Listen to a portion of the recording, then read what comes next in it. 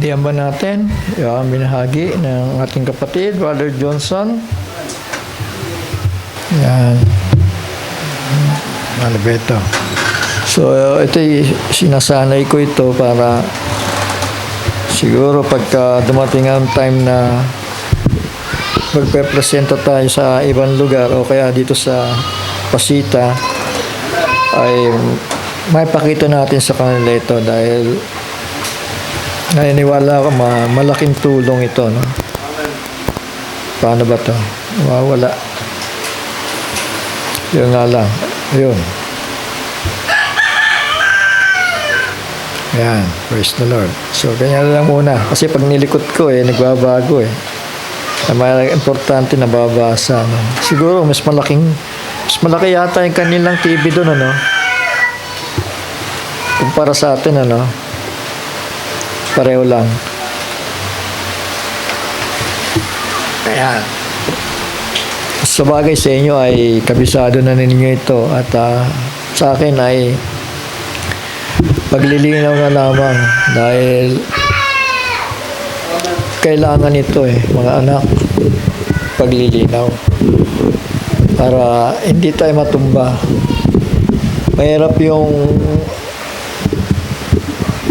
kakapraso yung kaunawaan natin at hindi natin kayang tumayo sa sarili natin. Kailangan yung full understanding of the gospel, lalo na sa pagdating sa rapturing faith. Hindi po pwede yung para kang nakatindig sa buhanginan, ano? Alam niyo ibig ko sabihin? Yung nakatindig sa buhanginan na para bagang pag dumating ang pagbagyo ng yung mga pagsubok dahil sa buhangin, mga kapatid, madaling magiba ang bahay, no? Amen. At salamat pala, no, napansin ko nandito si Sister Kim. Salamat at nakabisita ka. Sana hindi lang sa araw na ito, no? Sana sa darating pa ng mga pagkakataon na maisama ang pamilya. Dahil napakahalaga po ng makaiwas po tayo sa galit na darating. Alam natin yan, ang Panginoon ay mabuti at punong-puno ng habag, punong-puno ng awa. At nakita natin kung paano siya magalit sa bayang Israel nang tanggihan ang kanyang imbitasyon ng kasalan, ano? Nakita natin kung paano ang Israel sa kanilang pagmamatigas. Tuloy po sa kanilang pagmamatigas, mga kapatid, ay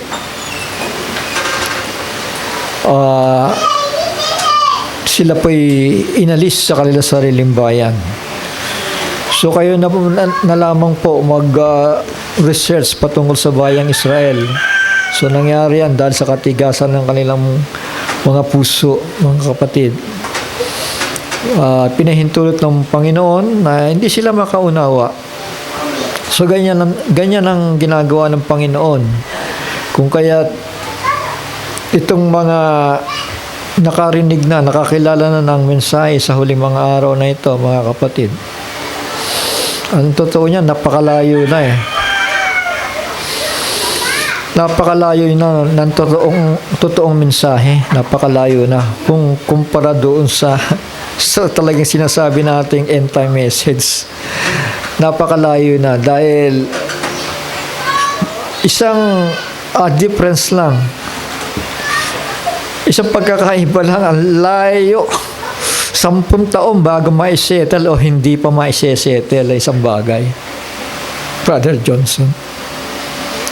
Dahil isa lang ang nakikita ko dito once na isang tao ay nakatalaga talaga sa pagkapahamak, hindi na mababago yun Pero once ang isang tao ay itinalaga sa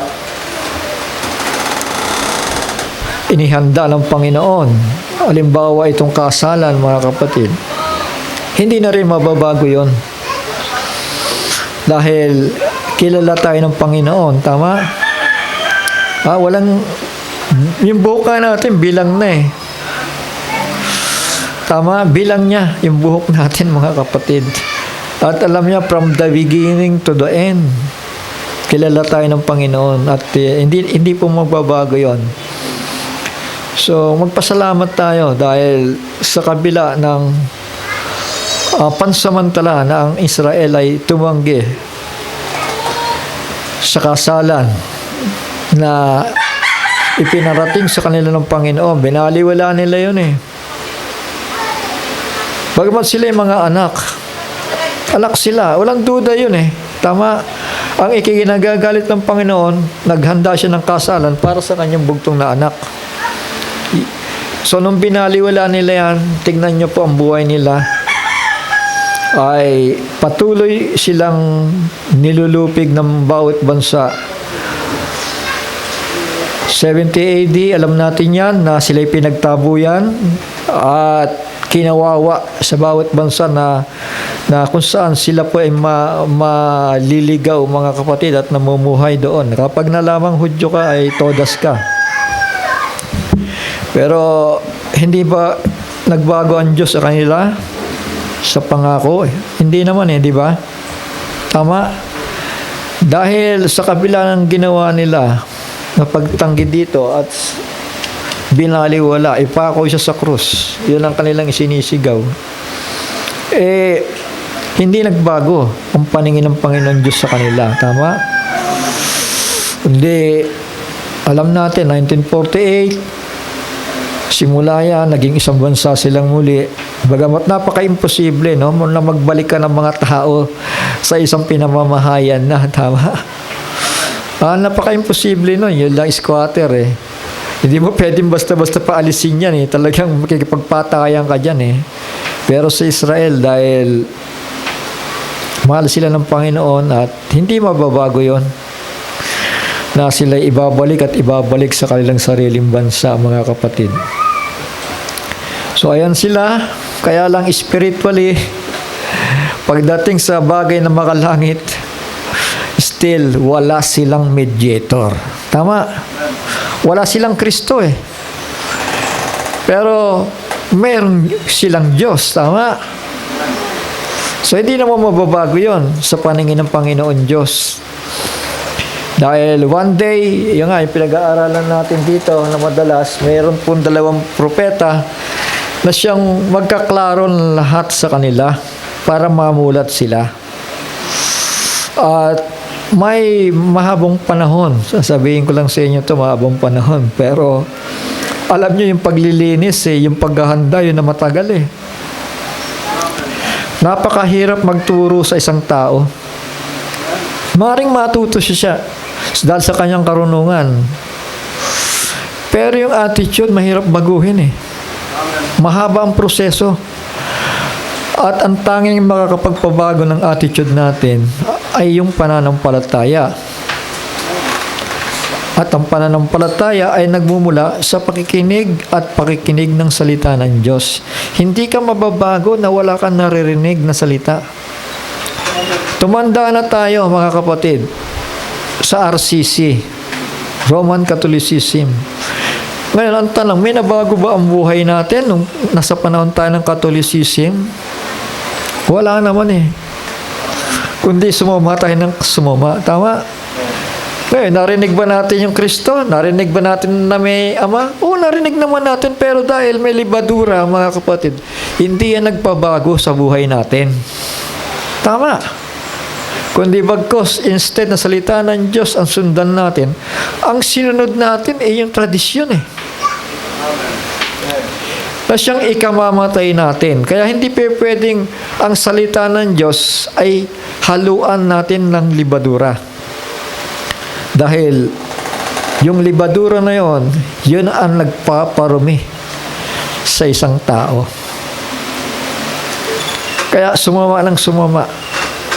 Malibang na nakilala natin ang totoong mensahe, mga kapatid, doon lang tayo nagpumilit at unti-unti tayong binabago. Tama? Hindi bigla ang pagbabago, unti-unti po yan mga kapatid. Para kang baby. Magsisimula ka muna, dede ka muna. E paano kung wala ka na dede? Ang nadedede mo, hindi yung sa mama. Ang nadedede mo, yung gatas sa gatas ng kalabaw, gatas ng kabayo, gatas ng kung ano-anong gatas na tinitinda. Kaya may epekto yun sa buhay ng tao, no? Tama. Kasi hindi purong gatas na i-design ng Panginoon sa tao. Kaya pati attitude ng bata, lumaki-laki lang ng konti, mahihirapan ka na dyan. Tama? Unless na ang bata ay dinadala sa simbahan at siya ay napapahira ng anointing ng Panginoon at nakakarinig ng mga awit na patungkol sa Diyos, nakakarinig ng mga payo, mga kapatid, at nasasanctified, nalilinisan siya, natututo siya. Tama po? Ang pananampalataya ay nagmumula sa pakikinig at pakikinig ng salita ng Diyos. Patuloy yun. Pakikinig at pakikinig. Dahil parang paliligo yan kapag ka nagmintis ka sa paliligo, di ba mangangamoy ka? Tama? Pero kung patuloy ka naliligo sa salita, yan ang totoong paglilinis. Kaya magpalinis tayo. Sabi nga, hali kayo, napapagod, nabibigat ang lubha, bibigyan ko kayo ng kagaangan. Mag-aaral kayo sa akin. Tama? Sabi sa amen? Mag-aaral tayo. At ang pag-aaral, sabi ko nga, patuloy yon. Parang sa paaralan lang yan Magsisimula kang kindergarten, hindi mo pa alam lahat. Tapos, susunod doon, preparatory pala, kindergarten, tapos mag-elementary ka, high school, then college, tapos magmamaster ka na. Tama? Tapos, amen? Pag sinabi nating mastery, perfection yan. Ang hirap ng proseso, hindi ba? Tama? Para ikaw mapabilang sa pangako ng Diyos na rapture. Bakit ko nasabi? May perfection Hindi yung basta nakarinig ka, period, ligtas na ako, salamat sa Diyos. Maganda yan sana, pero sana mas maganda kung mabuo natin yung pangako di ba? Sabi ng Panginoon, may ilan dito na nakakatayo na hindi kailanman makakatikim ng kamatayan hanggang sa dumating ang paghahari ng anak ng tao. Di ba magandang pangako yon? Sino may gusto nun? Sino sa inyo ang gustong makaranas na hindi mamatay? Di ba magandang pangako yon? Dahil sa karanasan natin, wala naman sino mang taong hindi mamamatay tama? Lahat talaga papunta sa kamatayan Mabuti kung yung natural death. Paano? Doon sa matapos makarinig at magbaliwala, mga kapatid, may dakilang kapighatian naghihintay. Tama po? May ganti. Marunong gumanti ang Diyos. Maniwala kayo sa akin, mga kapatid. Yung sa mga karanasan ko na lang, yung mga hataw-hataw sa akin, mga palaw sa akin, pilay dito, pilay doon, sakit dito, sakit doon, karamdaman. Katigasan ng ulo ko yan nung araw. Kaya, huwag sasamaan loob nyo kapag hindi nyo nakukuha ang gusto nyo. At tila napakabigat ng buhay. Dahil sa atin yan ginugusto natin yan humiwalay sa Diyos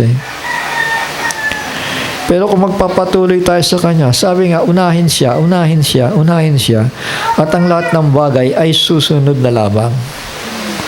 Kasi kapag ka on and off din ang Panginoon sa mga biyaya na dapat nasa mga kamay mo. Napakagaang ng buhay, mga anak, mga kapatid. Napakaganda ng buhay.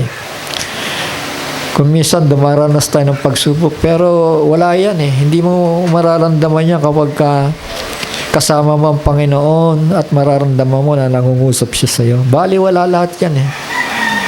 Dahil patuloy at patuloy kang palalakasin ng Panginoon. Amen? O sa edad kong ito, mga kapatid, sabi nga ng Biblia they that wait upon the Lord shall renew their strength. So dapat tayong magpalakas, di ba? They shall mount up with wings like an eagle. They shall run and not be weary. They shall walk but not faint. So yung mga agila, kapag tumatanda pala yan, edad 40, tapos na ang buhay nila, no? 40 lang, tapos na. Pero pag lumaban sila at gusto pa nilang mabuhay, may ginagawa pala silang pamamaraan para makuha nila yung gusto nilang mapahaba yung kanilang buhay. Yung nga, ang ginagawa pala ng agila, binabasag. Kasi yung tuka di ba, humahaba ng humahaba. Pag humahaba yun, mahirapan ka ng tumukwa, tama? Mahirapan ka ng kumuha ng pagkain mo. Kaya binabasag nila yung tuka na yun. Tapos yung kanilang crow, ganun din. Sobra haba na, nahihirapan na rin sila. Ikilos yung kanilang mga daliri. Ano pa? Yung kanilang mga pakpak. Tila bumibigat na rin, mga kapatid. At edad 40 pala. Yan mamamatay na. Pahina na ng pahina sila. Pero dahil gusto pa nilang humaba ang buhay nila, gaya tayo, they that wait upon the Lord shall renew their strength. Di ba? Naghihintay tayo sa Panginoon, di ba? Amen? Gusto nating humaba ang buhay natin, gawin natin. Tama? Amen? Kailangan wala kang reklamo. Sabi nga sino makakapagpahaba ng buhay na lagi natin pinasasakit ang ulo natin sa mga maliliit na bagay na para bagang laging may kulang, ano? Amen? Lord, dapat may ganito. Lord, dapat may ganon. Lord, dapat may ganyan. Mahilig tayo sa mga dapat eh. Hindi natin nararamdaman, pinagpapalaan na tayo ng Diyos. Yung mga dapat na yan, tigilan natin yan dahil sapat lang ang mga araw na magiging masaya ka. Okay na yun. Malayo tayo sa digmaan. Tama? Malayo tayo sa kaguluhan.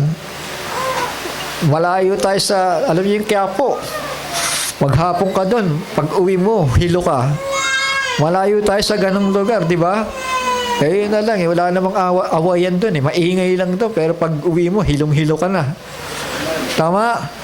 Tayo, nasa kapayapaan tayo eh. May bahaba dito sa GMA? Wala, di ba? May lindol bang malakas? Wala, di ba? Kasi iniingatan tayo ng Panginoon. So, wag natin baliwalain. Siya na ang pumasa ng lahat ng yon, mga kapatid. So, balik tayo sa agila. Hanggang 70 years na edad pala, kaya niya eh. Pero may paraan siyang ginagawa. Binabasag niya yung tuka niya para makakain siya uli. Tapos yung naglalagas yun, yung pakpak niya, para bang siyang manok na binalatan. Tapos yung kuko niya, kinakaskas niya sa matitigas na bagay. At doon muling mga ilang panahon, unti-unti pala bumabalik. Siguro mga kulang-kulang isang taon bumabalik yung dati niyang lakas. Mga 6 months, bumabalik yun. Then, tuloy na naman ang buhay. So, say amen? So, ganun tayo. Mga agila tayo, tama ba? Ang pagkain natin, hindi pagkain basta-basta. Ang kinakain po natin, sariwang mensahe. Tama ba? Sariwang mensahe. Hindi basta-basta yung kinakain sa mga denominasyon, sa mga fundamental churches. Hindi basta-basta ganon, mga kapatid. Kundi ito po ay purong katotohanan. Yan ang masasabi ko, mga anak, mga kapatid. Sabi ko nga sa inyo, lahat ng binibitawan kong salita dito, pagka meron ng kopya si Brother Johnson, tinitignan ko. Sinusuri ko. Baka may nasabi akong lumihis ang kaisipan ko. Halimbawa, ay patawarin niyo ako doon. Kasi napapagod din naman ako eh. Tama?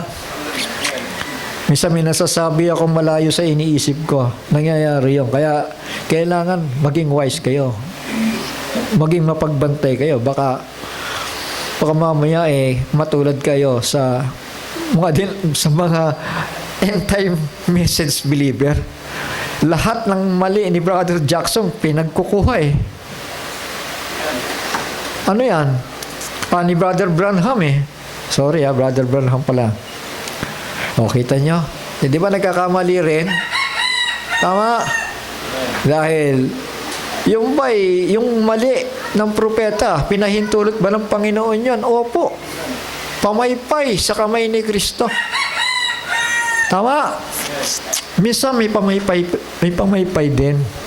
Hindi natin maiwasan yun, mga kapatid. Dahil lahat tayo nasa kamay ni Kristo eh. Tama? Maging yung mga katabi mo, kamag-anakan mo, kasambahay mo. Minsan magiging pamaypay sa iyo yan. Bakit? Kasi makikitaan mo sila ng katitisuran eh. At pagkatapos panghihinaan ka, hanggang sa manghina ka na, hindi ka na maglilingkod sa Panginoon. Ano yan? Pamaypay yan eh. Tama? Ngayon, mahirap yung pinapaypay ka eh. Mga kapatid, mahirap talaga. Mabigat sa buhay yung pinapaypay ka. Ang kailangan mo lang dyan kapag naramdaman mo may pamaypay, may pagsubok sa buhay, tumibay ka lang. Tama? Tumatag ka lang. Normal na yun. Wala nang bagong bagay sa ibabaw ng mundo. Naintindihan po natin? Wala pong bagay. Lahat tayo pararaanin sa apoy ng pagsubok. Hindi ba? Hindi ko kayo tinatakot. Buti pagsubok lang yun. Tama? Kasi gusto ng Panginoon, paraanin tayo sa apoy ng pagsubok, gaya ng isang gintong minina na pag pinadaan mo sa apoy, na matinding apoy, mga kapatid, ay nagiging lalong purong ginto yun. Tama ba? Sabi sa amen? Sino nagiginto dito? Wala tayo kasing ginto eh, mga kapatid eh. Pero magiginto, alam na alam yan. Tama? Sabi sa amen? Pinararaan yung ginto para tumaas pa yung carats niya. Lalong maging mahal. Yung pilak, ganun din, mga kapatid. So, mga mahalagang metal yon. Ganun din ang ating buhay. Hindi tayo nabubuhay sa ibabaw ng mundo na iinom, kakain, bukas wala na tayo dito. Hindi ganun ang gusto ng Diyos eh. We are created in the image and likeness of God. At kapag ka ikaw ay nilikha in the image and likeness of God, siyempre, hindi papahalagahan ka ng Panginoon. Tama? Amen? Pababayaan ba ng Panginoon na, sige, bahala ka na sa buhay mo. Ganun ba yun? Hindi po. Pinakahalagahan tayo. Tama? Dahil, antimano, nilikha tayo sa wangis at larawan niya eh. So, anong ginagawa ng Panginoon Diyos? Ibinabalik niya tayo. Tama? Anak, balik ka, anak. Tama? Talagang ganyan ang buhay, anak. Magsasaper ang lahat. Tignan mo ako. Amen? Ayan, pinahirapan yan, dinulpe. Hindi lang basta gulpe, mga kapatid. Sinumbatan, dinuduraan, hinahataw, minumura. Pero hindi yan gumante. Hindi yan gumante, mga kapatid. Hindi siya gumante. Pero yung mga Hudyo, mga kapatid sila lang nga yung may sala, sila lang nga yung matitigas ang ulo, sila pa yung humihingi ng ganti. Tama? Panginoon, kailan mo kami igaganti sa mga nagpahirap sa amin? Huwag tayong mag-ugaling Hudyo. Mga kapatid, ang Espiritu Santo ay ibinuhos sa mga hintil. Tama? Ngayon, ipakita natin na meron tayo nun sa ating mga puso. Tama ba? May Espiritu Santo na mamahay doon. Huwag tayong mag-ugaling, Lord, ano ba ito? Pero tingnan mo yung mesa, nabubulok yung pagkain dahil sobra-sobra. Pero mareklamo pa. Huwag tayong mag-ugaling ganyan, mga kapatid. Ha? Shall we say amen? Magpasalamat tayo, may nabubulok. Tama. Kasi yung mga nabubulok, napagpilian na yan. Ibig sabihin, masasarap yung kinain mo. Tama ba? Amen. Kasi kapag yung attitude natin na ganyan, na laging dapat ganito, dapat ganon. Pagka ganyan, darating ang Panginoon. Sasabihin ng Panginoon, dapat nagbantay ka. Yan ang sasabihin naman ng Panginoon. Tama? Kakatok Yung mga birhen yan, nilinis. Tama. Banal. Hindi sila mga masasamang tao, mabubuti sila. Kaya alam bakit naiwan. Tapos kumakatok, Panginoon, pagbuksan mo kami. Ano sasagot ng Panginoon? Dapat dapat nagbantay kayo. Tama? So panahon ito ng pagbabantay, mga anak, mga kapatid. Bigyan natin ng prioridad ng gawain ng Diyos. 6 na araw, libre kayo. Yung isang araw, o yung half day sa Panginoon. Half day na lang nga Tama ba? Para, sabi nga, faith cometh by hearing, and hearing the word of God. Kailangan natin malinis Sanctify them by your word. Your word is truth. Kailangan tayo magpalinis sa Diyos. Kasi kapag hindi tayo nalinisan at ang damit natin ay may mga bahid, mga kapatid, hindi tayo magiging karapat-dapat sa rapture, sa pag-agaw. Tandaan natin, mayroon pong 5 months tormention. Ipapauna ko na sa inyo yan. Hindi ko kayo tinatakot. 5 months tormention. Hindi yan magpapalakpas ang Panginoon sa mga nagbaliwala sa Kanya, sa kasalan. Tingnan niyo ang Israel, 70 AD. Inalis lahat sila sa kanilang sariling bansa. Tama ba? Inalis sila. Shall we say amen?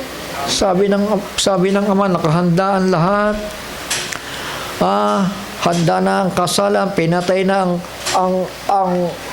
ang kordero. But still, mga kapatid, ang daming nagsitanggi. Tama. Mabuti na lang yung iba, mga kapatid, talaga marunong magpakumbaba. Hindi naman lahat, tama? Hindi naman lahat ng mga Hudyo. Meron mapapasama sa rapture, may papasamang Hudyo. Paniwala kayo? Sila po yung mga early Christians, yung ating tatawaging fathers, early church fathers. Tama? Doon po tayo naihugpong sa kanila. At yung katuruan nila, yung po ang pinanghahawakan natin hanggang ngayon. Tama? Kailangan ang turo apostolic, hindi po galing sa Katolik. Tama ba? Shall we say amen? Kasi pag galing sa Katolik, libadura na po yan. Ang turo ng Catholicism, hindi galing sa Jerusalem, kundi galing sa Romanism. Tama? Tanungin mo yung tao, ano relihiyon mo? Sasabihin niya, ako ay Roman Catholic ako Tama? Tama ba? Di ba? Ganyan tayo nung araw, di ba? Ay, sinasagot natin, Roman Catholic. Pero hindi natin alam. Itong Roman Catholic na to, mga kapatid, ay galing sa Emperor ng Roma na napakasama. Ayan yung mapa, oh. Nagsimula ito doon sa tinatawag na isang maliit na lugar lamang. Siguro barangay lang niya sa Rome. Yung anong pangalan nun? Palatine Hill kung tawagin. Palatine Hill. Kumbaga sa mapa, pag tinignan niyo yung mapa na yan, tuldok lang yun dyan. Tama. Pero anong sabi ng Biblia? He went forth to conquer and to conquer. Papayag ba kayo ng ganon? Iko-conquer ang buhay nyo? Ha? Ganyan na nangyari sa kaharian ng Roma. Roman Empire. Diyan nagsimula ang aral ng Catholicism. So, kailangan ang aral natin galing sa Jerusalem. Tama?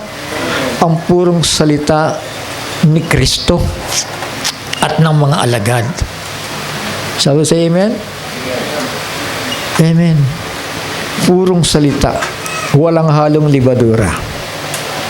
So, dahil kinuha sa Emperor, by their fruit you shall know them. Alam niyo yung mga Emperor nung araw, ano? For the glory of Rome, papatay at papatay yan. Alam niyo ba yun? For the glory of Rome. Ha? Kaya, pag habang may natatanaw na lupa dyan, aagawin yan. Kailangan maging bahagi kayo ng Roman Empire. Magbigay kayo ng taxes. Kay Cesar. Sabi nga ng Panginoon, ibigay kay Cesar ang kay Cesar. Di ba? Ibig sabihin, si Kristo mismo, inabutan niya ang Emperor. Tama? Tapos amen? Ibigay ang kay Cesar. Ibig sabihin, yung mga taxes nyo, ibigay nyo kay Cesar. Dahil under kayo sa kanya. Sakop kayo ng kaharian ni Cesar. At ibigay ninyo sa Diyos ang para sa Diyos. So, yung para sa Diyos, hindi naman nawala yon, di ba? So, si amen? Ang tayo, mga mananampalataya kay Kristo, sinisikap natin na atin pong matulungan ang gawain ng Diyos. So, yun po, wag po tayo magsasawa. Dahil pagdating ng panahon ay aanay tayo sa tamang kapanahunan. Purihin ang Panginoon. Sige po, mga kapatid, iiba lang ako ng kaisipan, ano? Kasi kanina ko pa tinititigan itong outline ko, no?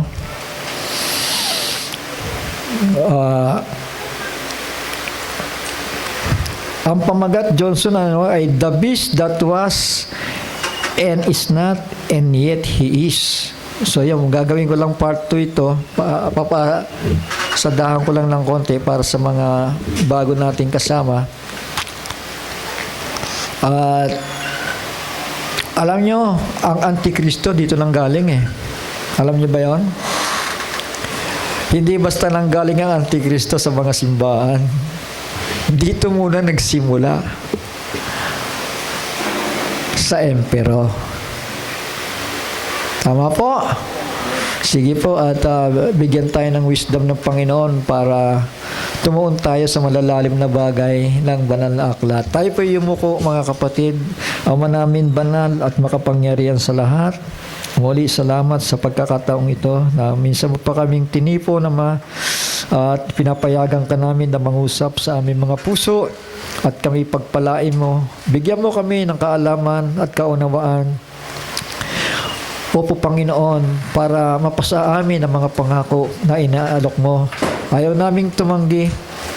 Kaya nga kami naririto, Panginoon, ay kami nagmamahal sa pangako at sa mga salita mo, Panginoon. Na naway ipakambaba mo kami na kung meron namang kahinaan, meron namang kataasan o pride of life, o anumang hindi ayon sa kalooban mo, o anumang mga lust of the eye and lust of the flesh, Panginoon. Lord, linisin mo ang mga bagay nito. Tupukin mo po ng iyong banal na Espiritu at pumanahan ka sa iyong mga anak.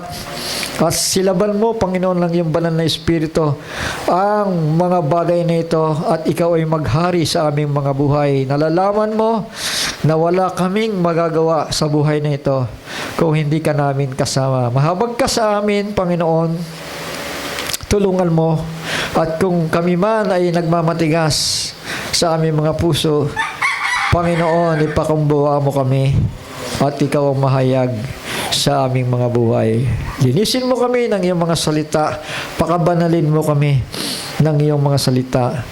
Ang salita mo po ay siyang katotohanan. Salamat, Panginoon, sa pangalan ni Yahushua HaMashiach, ang banal ni Israel na siyang nabayubay sa krus at tumubos na aming mga sala.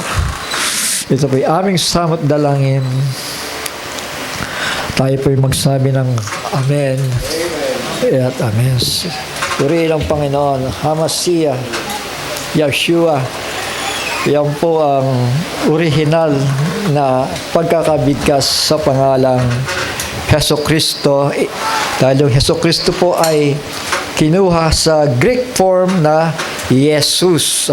Greek form po yon. At ang sabi ko nga kanina, ang pananampalataya natin dapat galing sa Jerusalem. Tama po? Purihin ang Panginoon. At ingat lamang po tayo. At dahil dumating na po ang panahon na maraming magsisilitaw na mga nagbubulaan. At sabi nga nung 1 John na ating binasa sa chapter 2, sila'y nagsilabas. Sabi nga, sila'y nangagsilabas sa atin. 1 John chapter 2 verse 19, sila'y nangagsilabas sa atin, ngunit sila'y hindi sa atin. Sapagkat kung sila'y sa atin, ay nagsipanatili sana sa atin. Ngunit nangagsilabas upang sila'y mahayag na silang lahat ay hindi sa atin. Ibig sabihin, nagsilabas sa katotohanan. Tama po? Nagsilabas sa aral na makatotohanan, mga kapatid. At sinimulan po nilang maglikha ng mga kata. Gaya na nangyayari ngayon sa end time.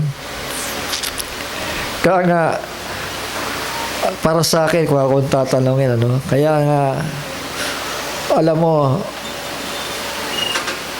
para sa akin, mas makabubuti na pokusan na lamang yung mga bagay na magpapatibay sa atin.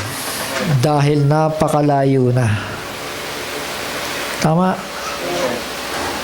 Alam niyo ibig sabihin? Napakalayo na, mga kapatid.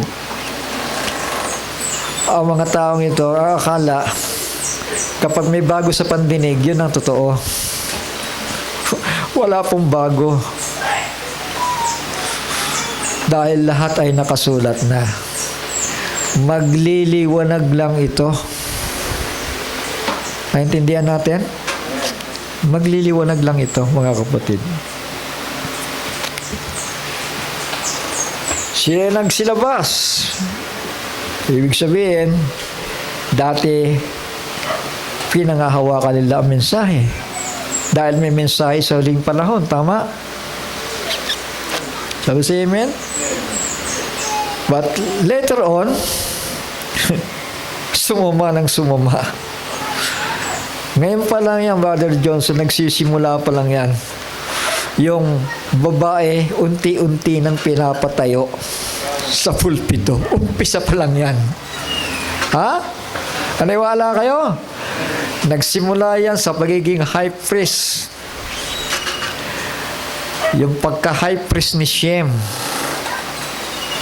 na iniayon sa pagka-high priest ni Kristo. Doon nagsimula ang lahat.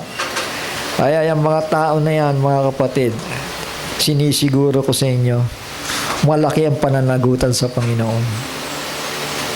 Hindi ako hukom, pero ang huhukom ay ang kanyang salita. Tama?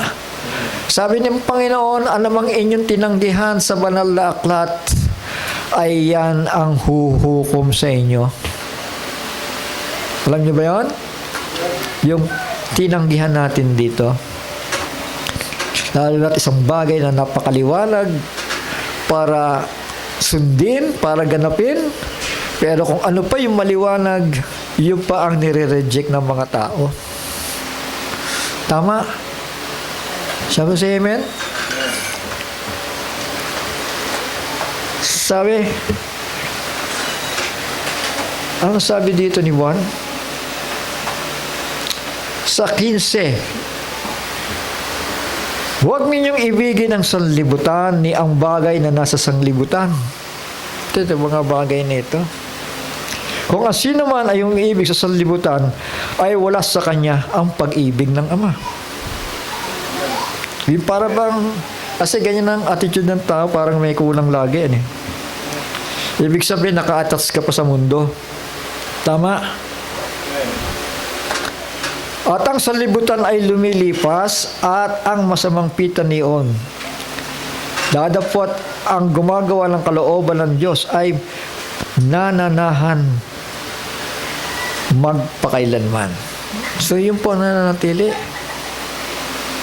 Ha? Yung gumagawa ng kalooban ng Diyos. Sa 18,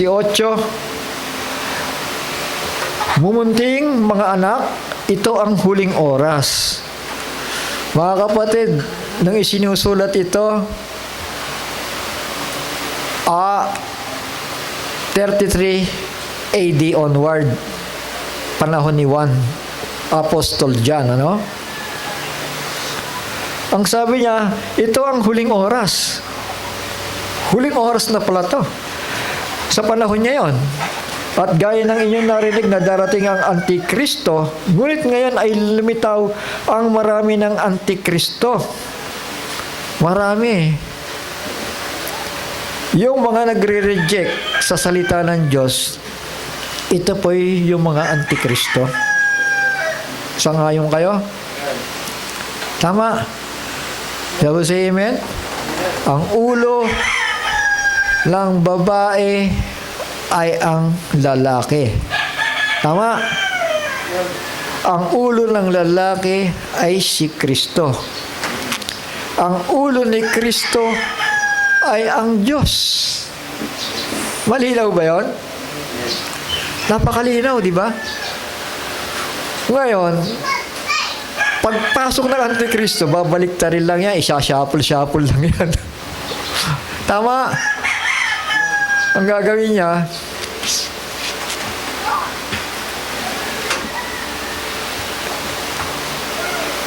ang ulo ng lalaki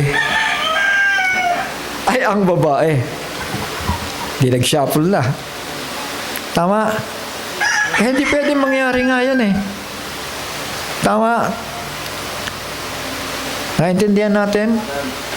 Ano yan? Antikristong ugali. O antikristong kaisipan. Tama? Shall we say amen?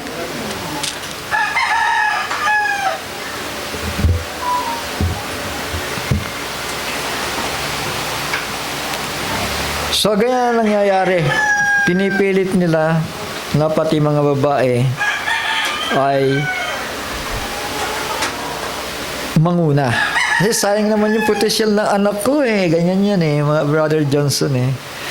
Ang galing, tali-talino pa naman yan. Kaya mag-share yan kahit malalalim eh. O yan, naku po, disgrasya. Tandaan po natin, ang gagamitin sa perfection is the fivefold ministers. Tama.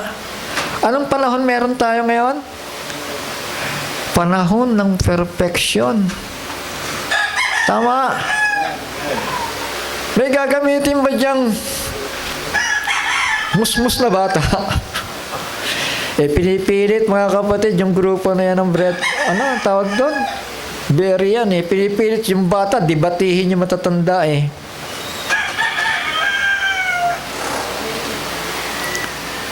Pipilipit ang dila nyo pag dito kayo sumabay.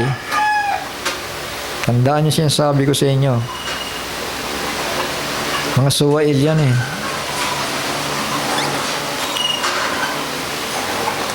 Hindi kayo pwedeng kampihan ng Panginoon. Yan ang masasabi ko.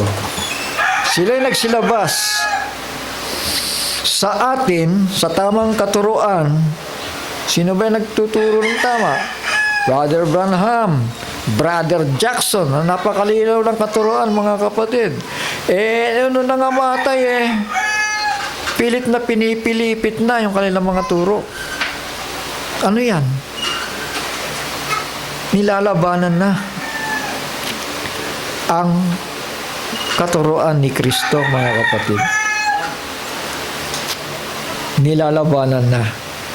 Siyempre, yung mga tao, wala namang masasabi na yan. Mga patay na yun Sasabihin lang nila, ito ang tama, ito ang tama. Kahit mali naman, mga kapatid. Meron bang maniniwala sa kanila? Meron. Huwag na natin huwag natin ipagtakayan dahil ang mahuhulog sa hukay ay mahuhulog sa hukay. Amen? Yung Romanism, mga kapatid 1.5 billion ang miyembro niyan. 1.3 or 1.5. Nakaakay ba? Bilyon ang naloko. Bilyon ang naligaw. Tama? At twice ang diablo, mga kapatid. Hindi na pupunta yan sa mga deceive Pupunta yan doon sa mga nagsasabi ring end-time believer. End-time message believer. Tama? Doon yan pupunta.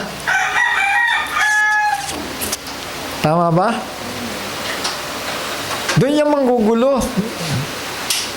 Kaya kailangan wise ka. Kailangan hindi ka maapektuhan ng kaguluhang inihasik ng grupo na yan. Tama? Huwag mong ubusin yung panahon mo sa mga matitigas ang ulo. Ang Biblia, isang salita, dalawang salita lang. Sabi ni Pablo, one word, two words, then reject, sabi ni Pablo. Kailangan marunong ka rin mag-reject, tama? Para hindi masayang ang oras mo. Marunong ka rin mag-reject at tunguhin mo yung sinakala mong nagbibigay ng liwanag sa iyo. Tama?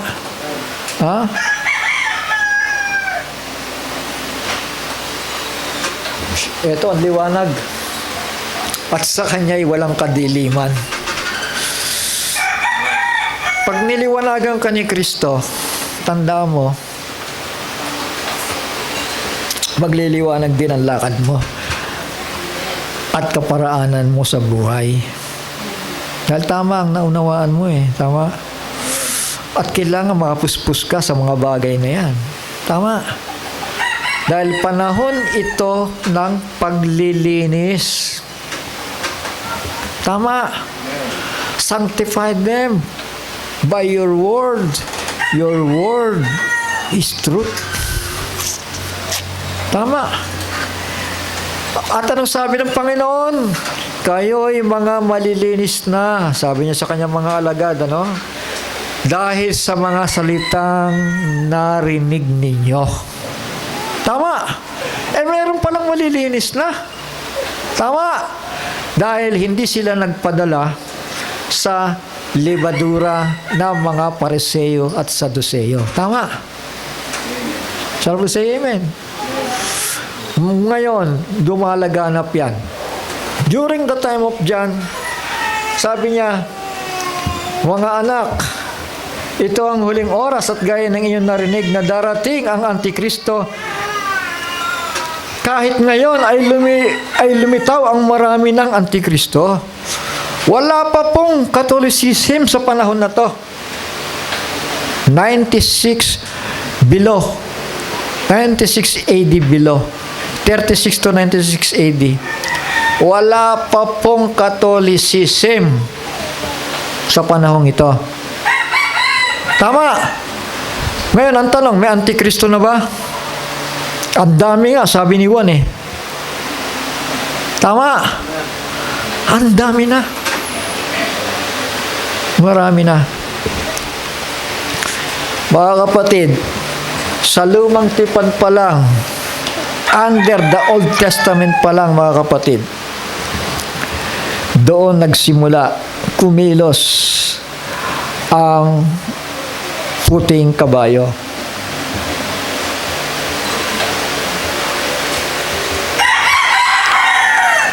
Alam niyo yung puting kabayo, mga kapatid?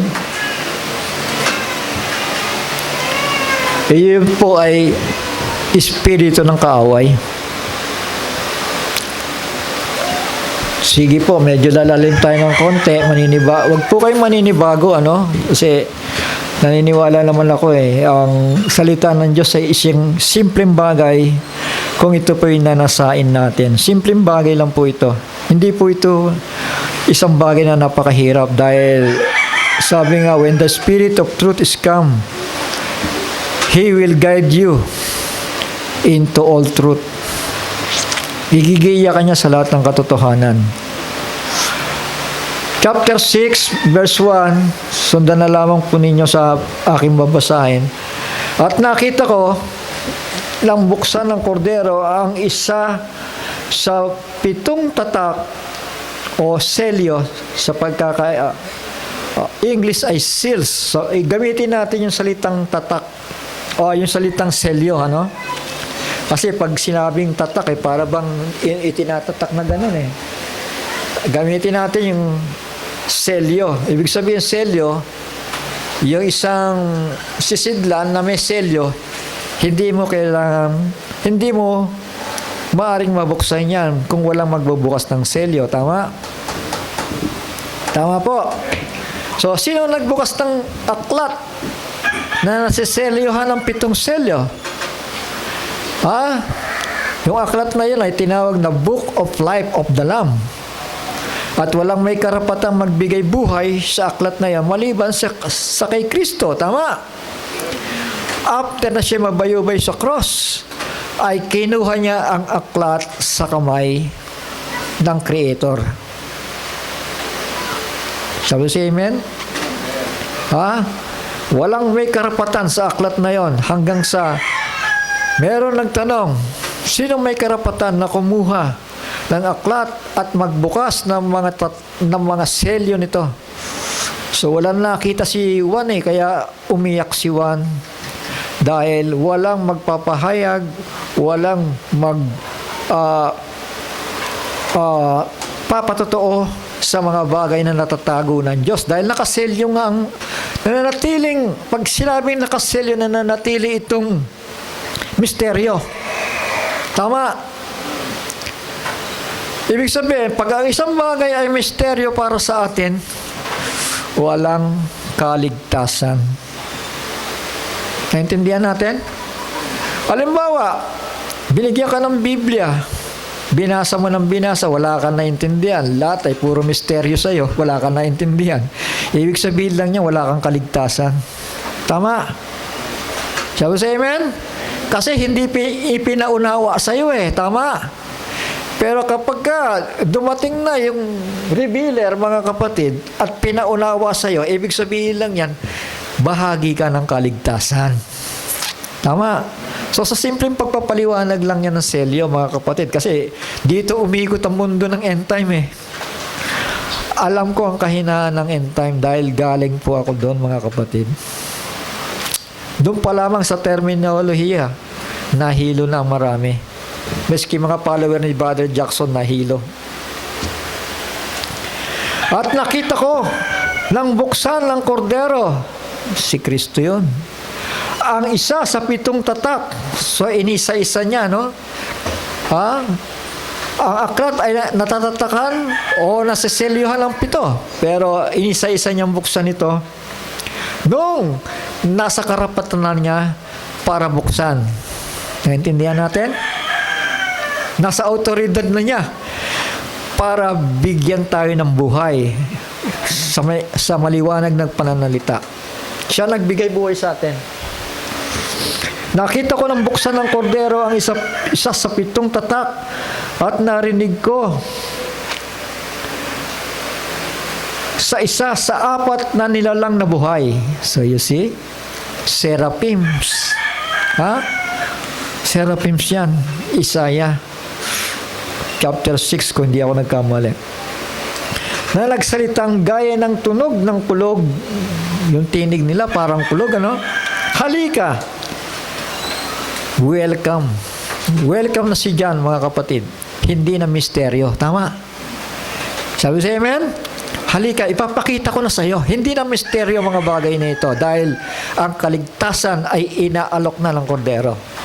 At tumingin ako at narito ang isang kabayong maputi. Ano yan?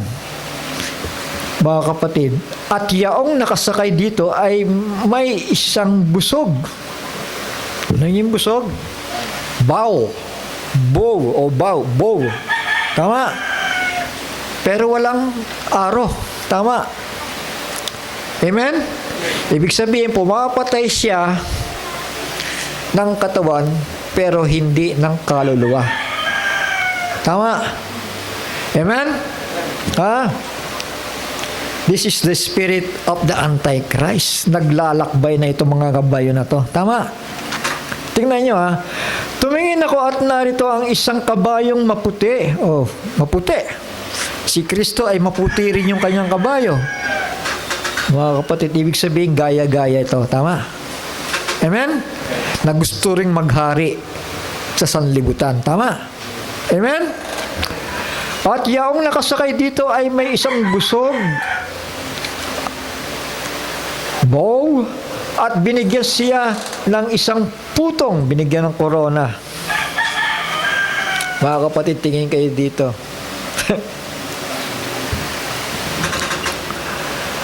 At siya yung maong nagtatagumpay at upang magtagumpay. Sa pagkakataga sa English ito, no? And I saw, and behold, a white horse, and he that sat on him had a bow, and a crown was given unto him, and he went forth conquering and to conquer. Mga kapatid, ito po ang kaharian ng Roma. Sabi sa amen? Dito yan. Dito pa lang. Wala pa si Kristo. Nangangabayo na siya. Tama? Sabi sa amen? Wala pa si Kristo. Nangangabayo na siya dito, mga kapatid. At ang trabaho niya, he went forth to conquer and to conquer. Habang may natatanaw o may lupain doon, sakupin natin yan. Patayin natin yung mga naninirahan dyan. Kunin natin ang kanilang mga kayamanan. Ha? Pag hindi nagpasakop. Pero kung nagpasakop, singilin natin ang tax. Tama? Naintindihan natin? Mga kapatid, yan ang trabaho ng emperor, mga kapatid. Nagsimula po ito, Republican, sa pamumuno ni si Julius Caesar, isang mabait na tao Julius Caesar. Kaya lang, yung naulang hari sa kanya, inaapi sila. Kaya hindi niya rin natiis hanggang sa nagkaroon ng kondisyon dahil nakita yung gilas ni Julius Caesar. Talagang magaling lumaban Magaling siya lumaban, mga kapatid. Dami napapatay. Ginawa siyang pinuno ng kaharian, mga kapatid. Ginawa siya muna, mga general muna. Sige, pumunta ka doon. Julio, lusubin mo yung lupa na yan. Ariin mo yan. Si Julio, hindi na umuwi. Mga kapatid, mananakop lang yan. Maging ugali na niya. Sumakop. Parang uhaw na sa dugo, mga kapatid. Sumakop, pumatay. Magnakaw. He went forth conquering and to conquer. Tama. Espiritu ng kaaway yon. Pero yung nasa verse 1, yung nagsasalita doon, isa sa 4 na nilalang na buhay, nakausap ni Juan, sabi dong, John, come and see. Tignan mo. Halika Juan, umakit ka dito sa langit. Tignan mo, yan ang kaaway. Tama. Amen? Noong tinignan ni Juan, pinaliwanag sa kanya, may puting kabayo, pero wala siyang aro. Bow lang. At may corona, may kapamahalaan. Tama. Ayan, no? Uy, iba na. Nawala na yata. Nawala. Kenneth, ikaw nga, para hindi ako malito, tulungan mo lang ako.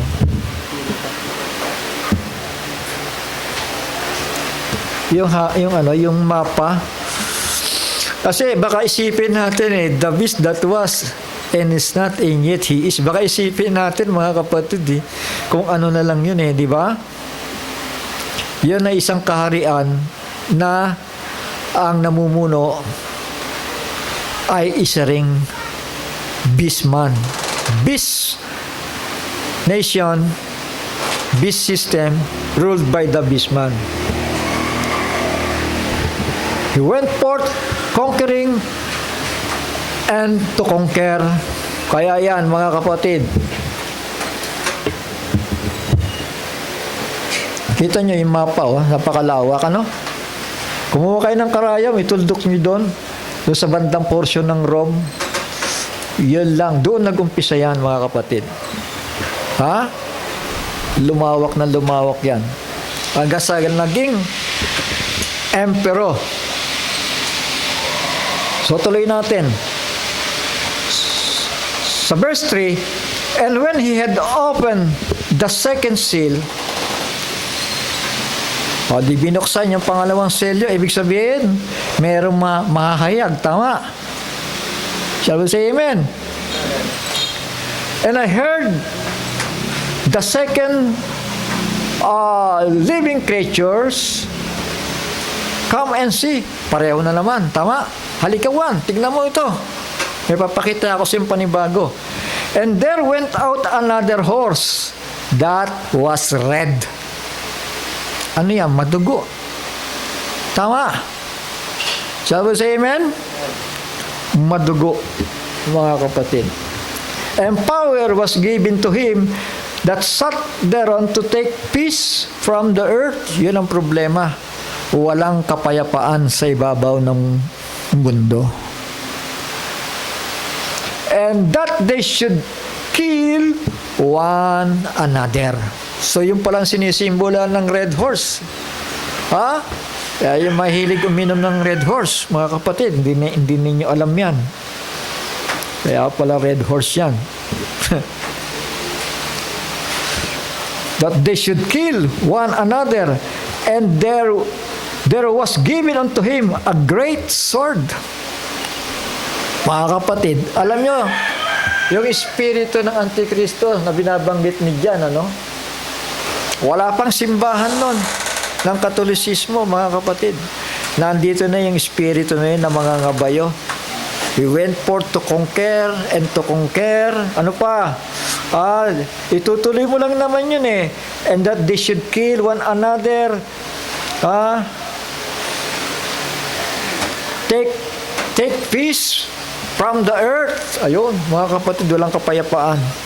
Maliban na magpasakop ka dito sa kahariang ito. Amen? Kaya itong kahariang ito, mga kapatid, alam niyo ba nangyari dito? Nagkaroon ng pagbabago sa kaharian na yan. Kasi nagkaroon ng tinatawag na rebellion. Bagaman buo siya as an empire na pinamumunuan ng mga Cesar as a sole emperor, solo. Alam niyo, napakahirap yung solo emperor, di ba? Kasi, isipin mo, napakalaking emperor yan na paghaharian ng isa lang. Tama? So, kung titignan natin, gaano kadakila yung tao na yan na kaya niyang kontrolin ang isang emperor. Isipin ninyo kung gaano kadakila. Tama ba? At kinatatakutan. Yung nga lang, kinatatakutan. Sabi sa amen? Ito lang Pilipinas, dahil marurunong na presidente. At marami rin mas marurunong pa sa presidente, mga kapatid. Kaya hirap na hirap pamunuan tama, napakaliit na bansa, tama. Pero ito, emperor ito. Pero sa ilalim ng kontrol ng isang solong emperador. Ha? Cesar. Tama. Shall we say amen? Ang nangyari po dito, nahati ito, Eastern and Western. At kaya yan, nakalagay dyan, from 27 BCE to 476 CE. Panahon na po itong Christian era ito. Amen? Pero bago mag-fall ito sa 15th century CE, established na po ang Catholicism. Naintindihan natin? Ano ibig sabihin nun? Ibig sabihin, yung nangangabayo, lumipat ng kabayo. Basahin po natin itong verse 5. Chapter 6, verse 5. And when he had opened the third seal, I heard the third living creatures come and see. Nag-uusap sila ni Juan, ano? I beheld and lo a black horse. Ayan. Di ba? May alak na black horse, di ba? Hindi lang red horse. May black horse din. And lo a black horse, and he that sat on him had a pair of balances in his hand. Ayan, oh. Nakita niyo to? May balance, oh. Nagninegosyo. Tama. Ano negosyo niya? Kaluluwa na ng tao. Tama. Nagninegosyo. Kaluluwa ang tinitinda niya, mga kapatid. And he that sat on him had a pair of balances in his hand. And I heard a voice in the midst of the four living creatures say, a measure of wheat for a penny, and a 3 measures of barley for a penny. So ano ito? Ito po ay simpleng pagkain ng isang pamilya. Ha? Takal lang hindi sako-sako to, ha? Naintindihan natin? Ha? Sabi dito sa Tagalog, sa isang dinaryo, dinaryo, yung perang ganon, ay isang takal na trigo. Pag isang takal na trigo, hindi naman marami yun. Tama. Tama lang na makakain ng tao. Tama. Tama lang na pupunta sila sa simbahan, may maririnig silang aral. Tama. Kaya lang tinatakal. Tama. Dahil sa panahon ng Black Horse, mga kapatid, ang emperor ay nagpalit na ng muka. Nasaan na ang emperor? Ang pagrurul dyan, nandoon na sa papacy. Tama. Ha? Dahil itong emperor ay humina ng humina dahil hindi na kinakayang pamunuan pa ng solo emperor hanggang sa mahati-hati sila. At nung nahati-hati sila, pasok ang mga Visigoths, mga Goths, at kung sino pa, at sila'y pinanagots, mga kapatid. Ibig sabihin, the fall of the Roman Empire on 1453 CE. Totally yun. Pati Constantinople, mga kapatid, nag-fall ang Roman Empire. But, sa ecclesiastical side, nandun na mamayagpag ang papacy. Naintindihan natin? Lumipat lang siya. Dati siya nasa puting kabayo. Ha? Pumunta dito, nakaputing kabayo pa rin. Ha? Hanggang dito, nakaputing kabayo. Pagdating ni Constantine the Great, mga kapatid, pasok na ang mga doktrina dyan. Tama.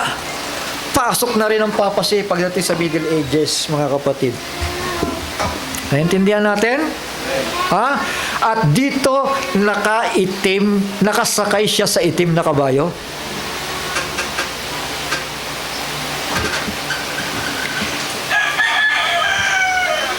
And I heard a voice in the midst of the four living creatures say, a measure of wheat for a penny, and 3 measures of barley for a penny.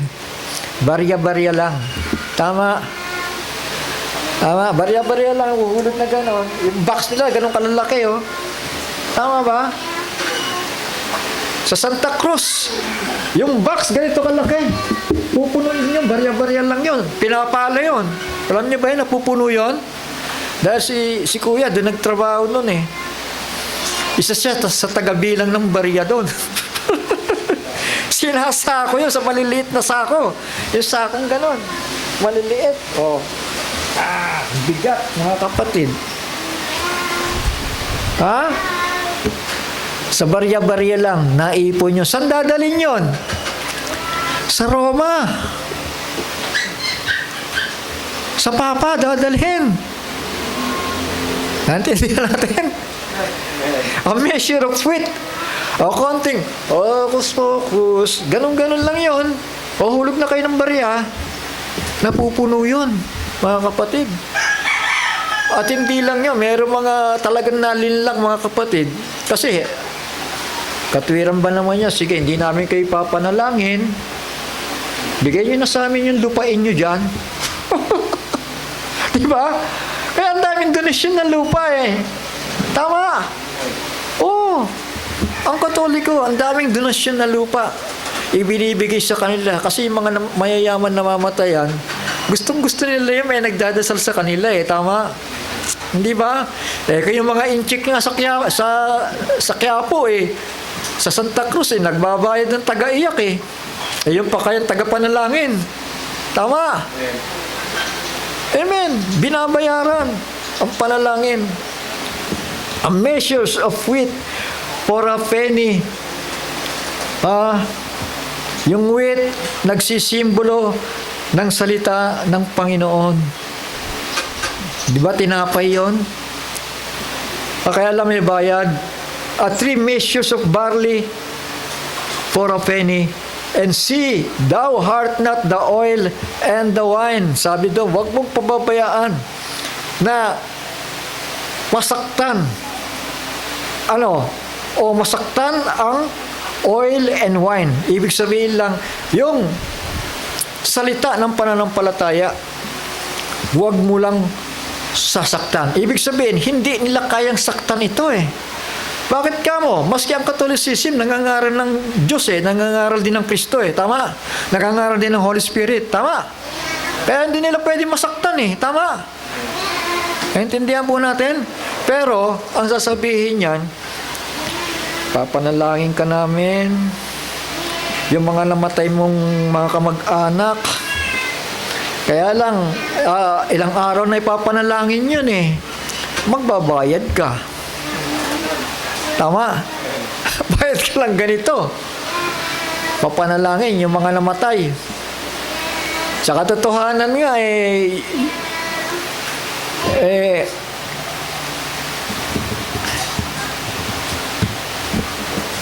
ayan, yung namatay siningil na yun bago ilibing tama. Shall we say amen? Ay, ilibing pala to. O sige. Gagano na lang ng tubig. Ngayon nga high-tech na Meron na silang yung barel. Ganun barel na tubig. Di ba? High-tech na. Mga kapatid, bayad ka. Tama? Amen? Pag namatay ka, bayad ka. Papanalangin ka, Para from purgatory, papunta sa langit, bayad ka uli. Ilang araw pa panalangin. May kakilala nga ako 20 taon nang patay. Hanggang ngayon, pinapanalangin pa Ibig sabihin, hindi pa nakakarating ng langit. Kaya nga, hindi makatotohanan yan, mga kapatid. Thou art not the oil and the wine. Hindi nila pwede saktan ito, Brother Johnson. Tama. Dahil doon nga sila kumikita di ba? Ginagamit nila ang pangalan Kristo Tama. Ginagamit nila ang pangalan ng Diyos Ginagamit nila ang Holy Spirit para kumita sila Tama ba yon? Hindi po pinagkikitaan yan. Binigay ng walang bayad. Ipamigay ng walang bayad. Tama? Ayan mga kapatid. So, diyan pumasok ngayon ang papasi. Simula dito sa black horse rider. Pero doon, katakot-takot mga kapatid na patayan. Pagka ikaw ay Kristiyano, pagka ikaw ay Hudyo, katakot-takot na patayan yan. Kailan natigil yan? Sa panahon ng 325 AD na, wala pang papasi rin nun. 325 AD, wala pang papasi. Dahil ang papasi, 756 Christian era lang. Tama? During the time of Constantine the Great, mga kapatid, nagpasok muna siya ng doktrina. Tama? Ang doktrina ng Trinity. Alam mo, nung isang araw dito, inisa-isa natin ito, yung mga doktrinang oneness, galing pala yan sa emperor, Galing pala yan kay Tiberius, Tama? Sino nakakilala kay Tiberius? Kasi sa panahon ng Roman Empire, dahil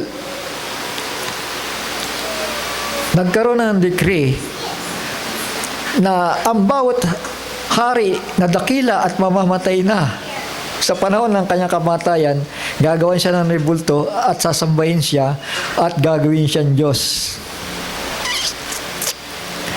Mga kapatid, una ayaw pa namang Senado, pero yung kagustuhan ni Tiberius ang nasunod. Amen? About mamamatay nun. Ginagawan Diyos, mga kapatid, na emperador. Amen. Nagtuloy-tuloy yon. So kung iisa-isahin natin, inisa-isa natin yung buhay ng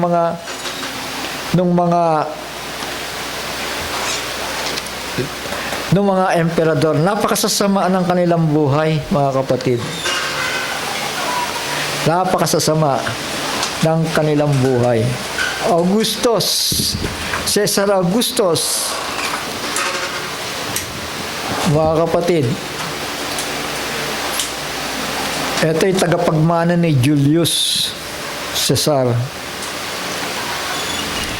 Sabi dito sa dulo, sa bandang ibaba, and he was then known as Gaius Julius Caesar Augustus. He died August 19 and he is declared to be a god.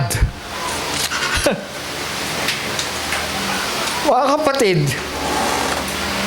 wala bang Kristyanismo yan? Amen? O teka, 14 AD, meron na. Pero hindi pa ipinangangaral. Tama, si Kristo ay nasa edad 14, sabihin na natin. Sabi si Amen. So wala pang gospel nun. Tama. Amen. Pero may mga Diyos-Diyosan na. Meron na mga tao, ginagawa nila ng Diyos nila. Tama? The first Roman Emperor, ito po si Julius. Si Augustus. Ampon ni Julius. Dahil si Julius,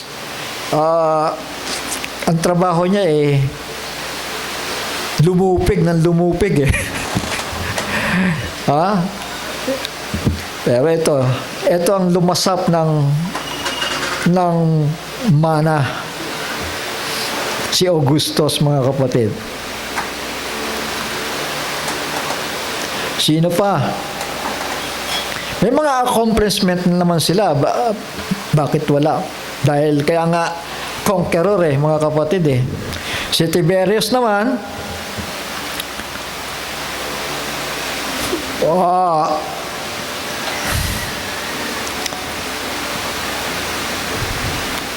isang sundalo rin ito, brilliant military.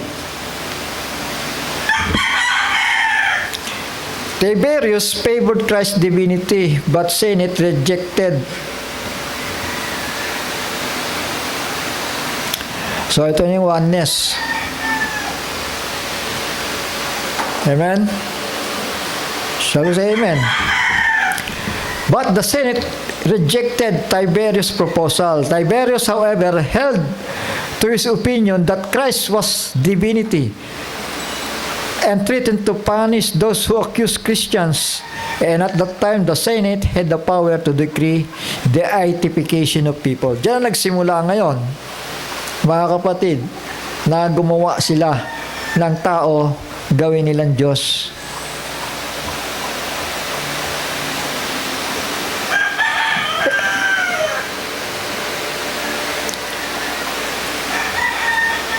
Maganda yung record niya sa mga tao. Tiberius not only conquered the enemy, but so distinguished himself by his care for his men that he found himself popular and even loved when he returned to Rome. He was awarded a triumph. Mga kapatid, ito. Hindi ba? Dinadakila rin, di ba? Ganun na si Tiberius, mga kapatid. Tama. Meron na rin siyang idea. Meron na rin siyang kaisipan patungkol kung sino si Kristo. Tama. Amen? Kaya lang, ang kanyang turo, oneness. Yung espiritu na yan, mga kapatid, nakarating sa end time yan, nakarating sa atin yan. Ito naman yung napakasamang emperador. Ito ba yung nagmana ng kaharian, mga kapatid, Ito yung tatawagin nating the eight big head. Yung sila yung 8 sabihin nating solo emperor doon sa isang napakalaking emperor, mga kapatid, na matagumpay nila na pagharian. Kontrolado nila. Mahirap gawin yon. Tama. Dito lang, yung barangay dito, hirap na hirap yung pang, mga kapatid, halos sakupin mo na yung buong mundo, mga kapatid, Ito yung isa sa worst, mga kapatid. Caligula. Primero, maganda naman ang kanyang Caligula was a good emperor before his illness. But in October of 37 AD, serious illness anhing Caligula, leading him to spend the remainder of his reign exploring the worst aspects of his nature. Ayan, nagpakasama-sama na siya, mga kapatid. So, bakit siya kinilala na pinaka-cruel emperor, mga kapatid? Cruelest emperor. Shortly into Emperor Caligula's rule, he fell ill from what many suggest was syphilis. So mabigat yung sakit niya, sa babae yan, di ba? Ayan, inubos niya na yung panahon niya sa mga bagay na yan, mga kapatid. Tuloy-tuloy ko lang.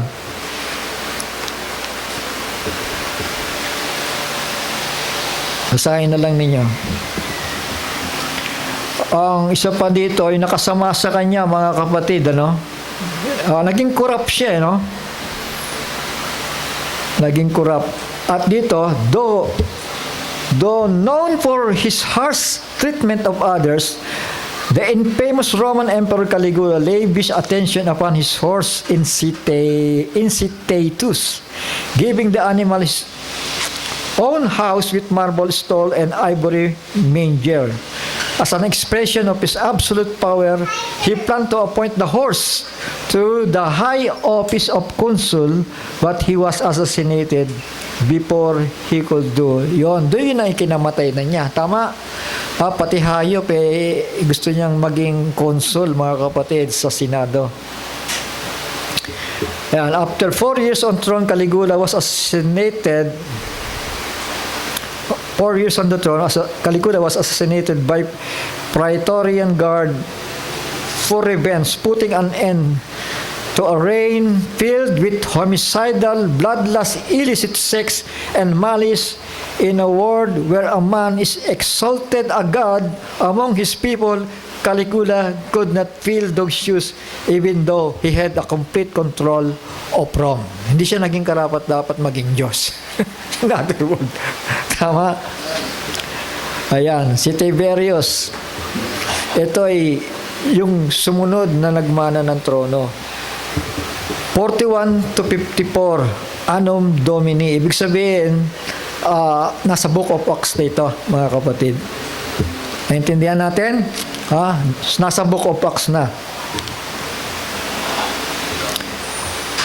Sabi niya dito, he refused the request of Alexandrian Greeks to dedicate a temple to his divinity. Ayaw niya. Ayaw niya maging Diyos, saying that only gods may choose new gods. Ang dami niyang Diyos, ano? Hindi siya pumayag na gawin siyang Diyos.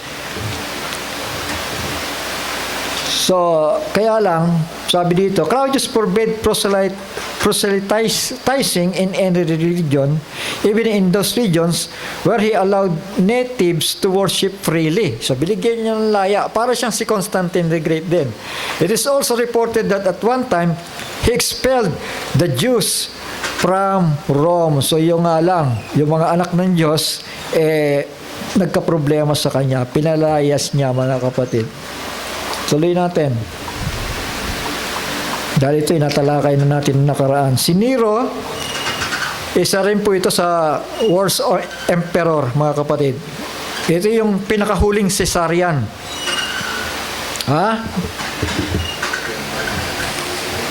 Sabi dito, he was declared public enemy and condemned to death in absentia. He fled Rome, and on 9th of June AD 68, he committed suicide. Ayan, nagpakamatay po. The historian Tacitus claims the Roman people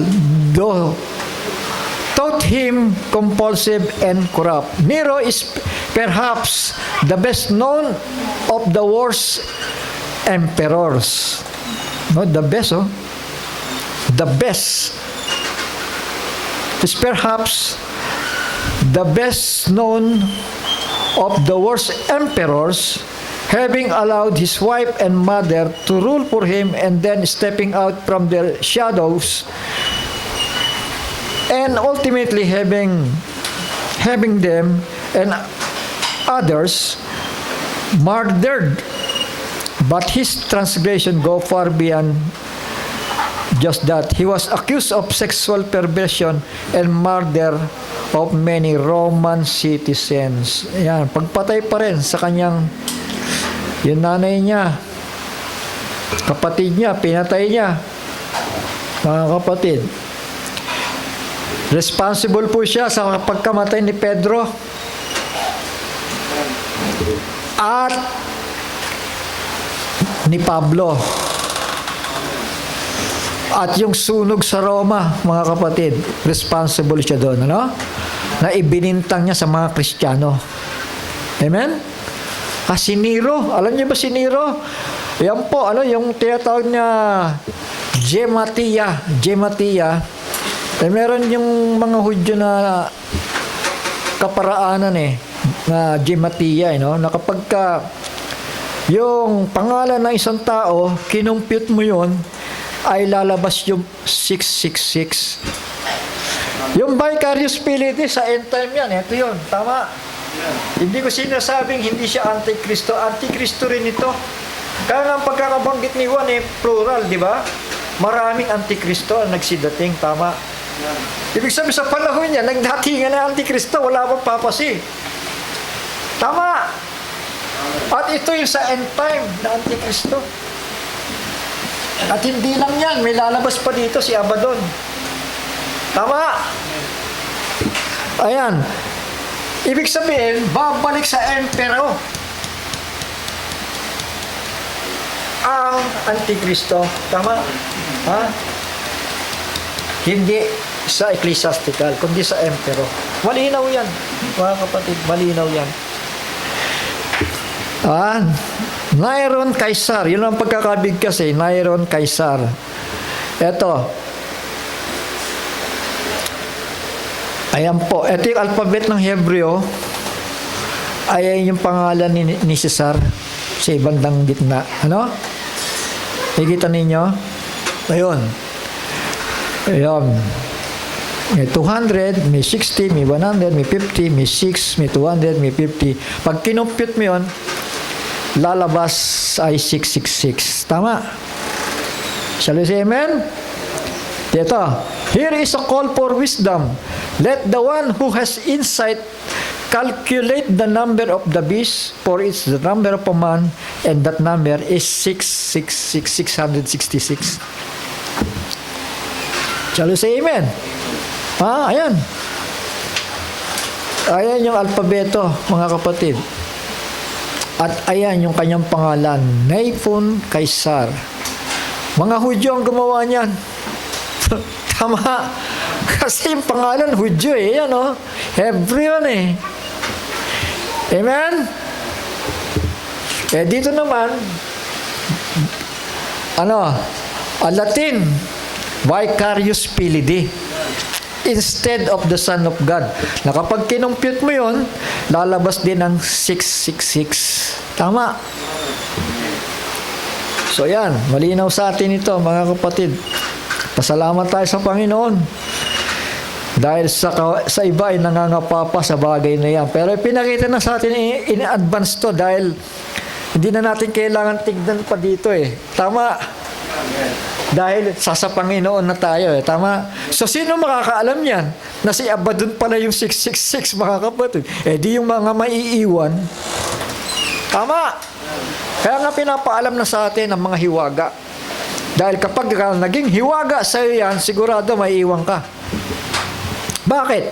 Kasi itutong bato ihihiwalay ito Maaring naiiwan ka. Halimbawa, naiiwan ka sa rapture. Dumating ang panahon ito, 3 taon lang ito 3.5 years or 1,260 days. Pag nakita mo ito nawala, hindi mo alam, malili na pala si Abaddon. Sasabihin mo, ay wala na yung Antikristo, wala na to. Hindi mo alam, pumalit pala si Abaddon na pala yung kaharap mo, di ba? Kung wala kang revelasyon na ganon. Kaya nga pinaalam na sa atin ng Panginoon to para isigaw natin sa mga denominasyon. Para doon sa mga maiiwan to. Pero sa atin, pinakita na sa atin ng Panginoon. Tama. At hindi na tayo kailangang bumaba pa dito para makita natin kung totoo ba yan. Alam na natin yan, mga kapatid. So, basa lang tayo. Anong sumunod? Ito na po. Pagdating ng 96 AD, ito na ang basa tayo sa Biblia.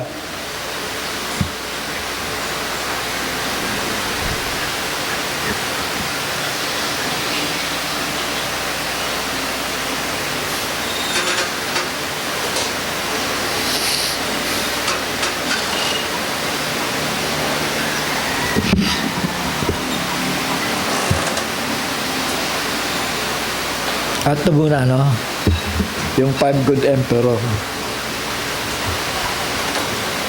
Yung 5 good emperor na darating, ito yung panahon na isinusulat ni Juan, yung Book of Revelation, Yung 8 big heads, So, isa ito. Ituloy-tuloy ko na lang muna kasi hahaba tayo, no? Ipahapyaw ko na lang muna. So, ito pa yung isang head, ano? Flavian Dynasty, Soldiers Emperor po. Dahil si Nero, yung panlima, ang pinakahuling Caesar Emperor. Tama? Ha? Solo Emperor. Sino sumunod na solo Emperor? Yung Vespasius. Ito si Vespasian. Ha? Ito. Yung tinatawag namang, kasi wala nang Caesar, tinawag naman ito Flavian Dynasty o mga sundalo. Tama. Kasi nagkagulo-gulo na sa Roma eh. Kaya sundalo ang pumalit, si Vespasius. From 69 to 79 AD, ibig sabihin panahon yan na ginigera si Israel. Tama.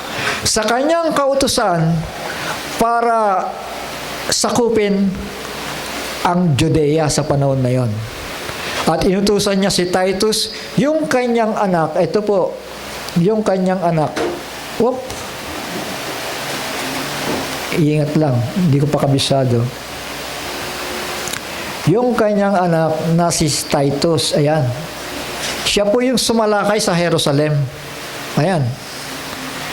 Ayan, nakikita niyo yung itsura niya, ano? Ganyan pala kapag imagine na lang ninyo na buhay. Siya po yung Daniel 9:26, and after 62 weeks, shall Messiah be cut off? Ayan.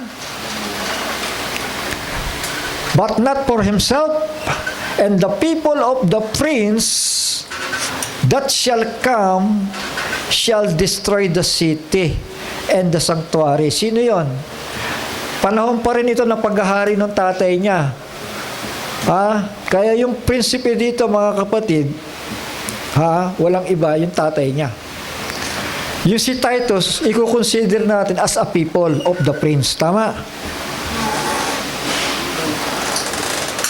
But not for himself, and the people of the prince that shall come shall destroy the city, yung Jerusalem po, and the sanctuary, yung templo, and the end thereof shall be with flood, and unto the end of war, desolations are determined. Yun, pagkasira. Walang bato. Sabi ni Kristo, walang bato na maiwan sa kapwa bato ang hindi itutumba. Dahil sa inyong pagtanggi sa akin, sabi ng Panginoon, gigibain si Israel. Ituloy lang natin.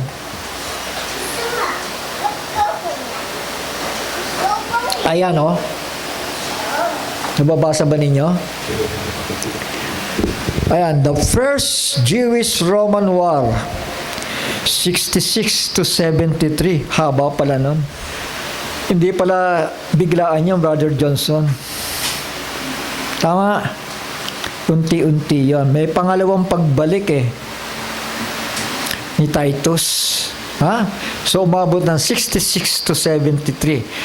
Christian era. Sometimes called the Great Jewish Revolt, Hagadol, or the Jewish War, was the first of 3 major rebellions by the Jews against the Roman Empire. Pangatlo na pala ito.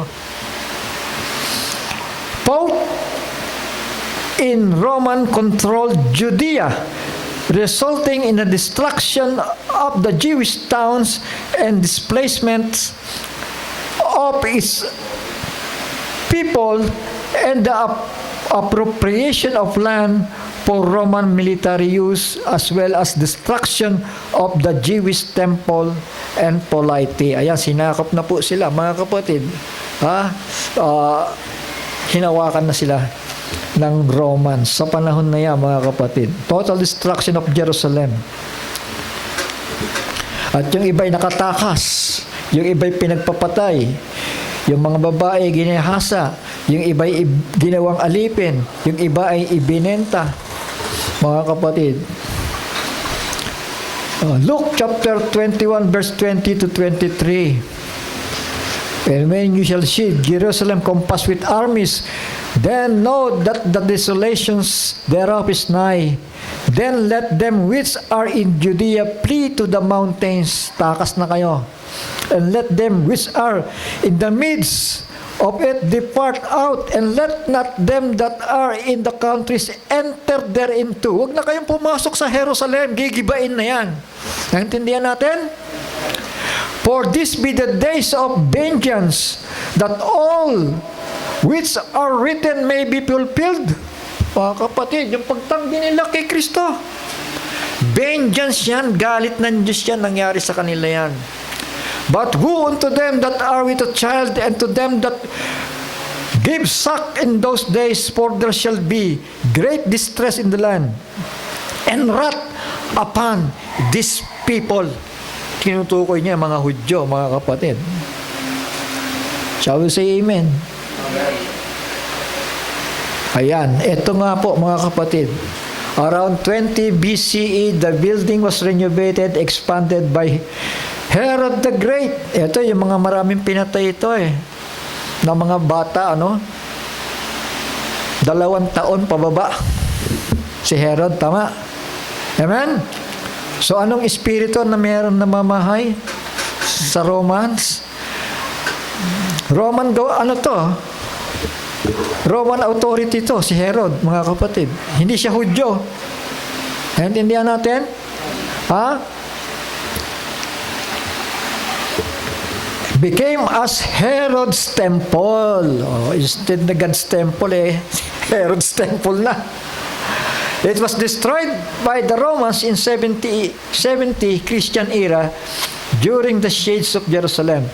The Emperor Julian, so ito na, pagkatapos ng mga habang panahon, si Emperor Julian, mga kapatid, allowed to have the temple rebuilt, but the Galilee earthquake of 363 AD ended all attempts ever since. Hindi natuloy ang pagre-renovate, mga kapatid. Kaya mga Hudyo, kalat-kalat lang. Tama? Amen? Ang templo, wala. Ano nanirahan? Mga Muslims. Tama? Nasa Jordan ngayon. Asan lang Jerusalem? Nasa Jordan ngayon. Asan sila ngayon? Nasa Bakod. Tama? Ay, mga kapatid, malinaw yan Tama ba? Ayan. Ito yung trophy ni Titus. Titus' triumph after the first Jewish-Roman war was celebrated with the Ark of Titus in Rome. Ayan. Nagkaroon ng Ark, which shows the treasures taken from the temple, including menorah and the trumpets of Jericho. O, sila pala yung nagnakaw, mga Romano. Tama? Shall we say amen? Abay, nasa kanila pala yung menorah, Brother Johnson Tama? Ginto yan ngayon, mababalik ba yan? Hindi na. Pati yung ark, hindi, tama na. Yung mga treasures.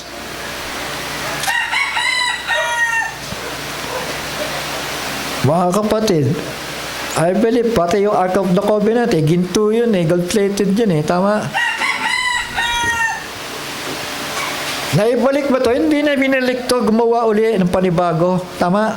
Nakikita nyo sa Jerusalem, may bago doon, bagong tayo, bagong paggawa. Tama? Andun yun, nag-iintay lang yun na magamit uli. Tama? Kasi i-restore ng Panginoon ang pagsamba, ang templo, bago na. Tama? Domitian, isa ito sa anak ni Vespasius, mga kapatid. He was known for being one of the worst Roman emperors in history. Mga kapatid, grabe, di ba? Amen? With his narcissism and suspicions, controlling his thought and decisions, making his action cruel and unjust. Domitian reigns came to an end in 96 AD when he was assassinated by the court officials. Mga kapatid, ayan ang mga worst emperor. Succeeded by Nerva. Pasok na si Nerva, mga kapatid. Ito na po yung 5 good emperors.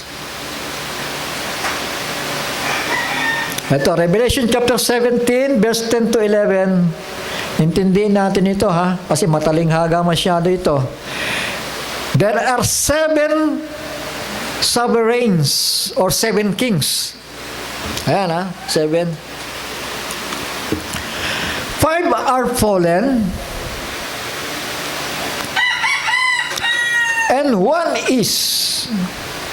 So, tignan nyo yung mga description. 5 are fallen, and 1 is. And the other was not yet come. And when he comes, he has to remain a little while. And the beast that was, the beast man, tinutukoy po dito, ruled the beast system. The beast that was siya and is not, hindi naging siya dahil sinulat ito sa panahon na ng panahon ng 96 at itong Revelation 17 ay ang kaganapan nito ay sa panahon natin. Tama. Kaya nga sabi dito,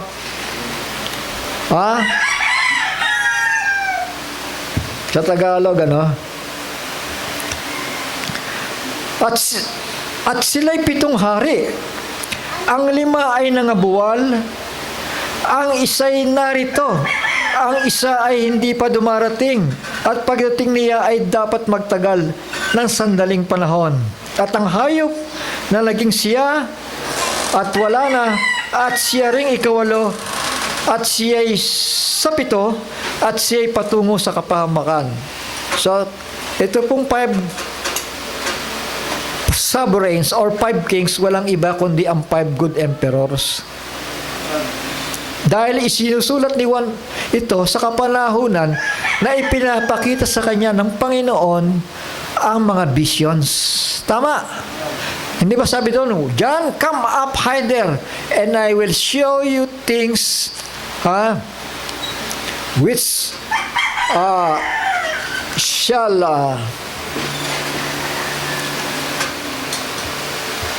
tingnan na natin. Chapter 4 ng Book of Revelation.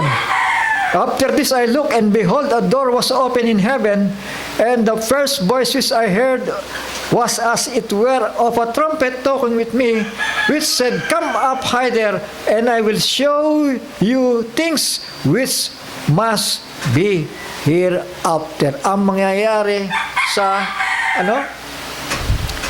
haharapin. Tama? Sabi sa amen? So, sino nakita ni Juan kung ito nasa harapan niya?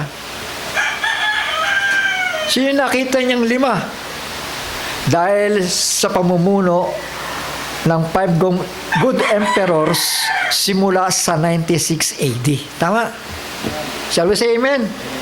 Nang isinusulat ito ni Juan, mga kapatid. So, 5 good emperors, sino-sino yan? Para mabilis lang tayo. Sa susunod ko na lang itutuloy dahil 2:30 na po, mga kapatid. Shall we say amen? So, 5 emperor na to, after the soldiers emperor, yan po ay 5 good emperors. Ibig sabihin, naging Diyos din yung mga yan. Tama. Diyos ng Romans. At sumunod, mga kapatid, ang haba ng pagdating ni Constantine the Great. Tama. Diyan nagsimula ang doktrina ng Trinity. Mabuti ba na idulot nito? Hindi. Kaguluhan nga . Amen. Siya po yung one is. Ha?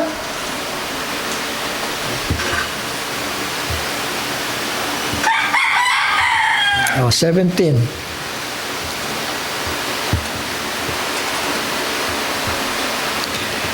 Sila'y 7 hari.